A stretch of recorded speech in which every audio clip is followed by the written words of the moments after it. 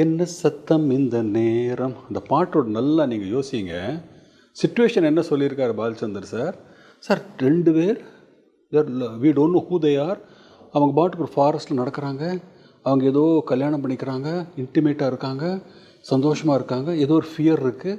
ஃபைனலாக அவங்க ஒரு மலை மேலே போய் சூசைட் பண்ணிக்க போகிறாங்க. ஒரு கண்டென்ட் சொல்லிட்டார். இது டியூன் கரெக்டாக என்ன சத்தம் இந்த நேரம் அழகாக அவர் எழுதிட்டார். ரெக்கார்டிங் போது எஸ்பிபி சார் வந்து அந்த பாட்டு பாட போகிறார். யூஸ்வலாக அவர் பாட்டை ட்ரெயின் பண்ணிவிட்டு வாய்ஸ் ரெக்கார்டிங்கில் அவர் மைக்கில் பாட ஆரம்பித்தார்.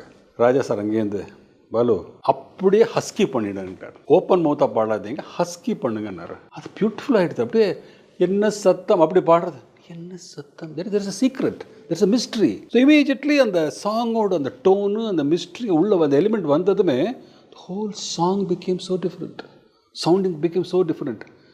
So what I'm trying to say is this, ஒரு சாங்கை வந்து எப்படியெல்லாம் ட்ரீட் பண்ணி ஃபைனல் அந்த ஷேப் வரதுக்கு how much of teamwork works there.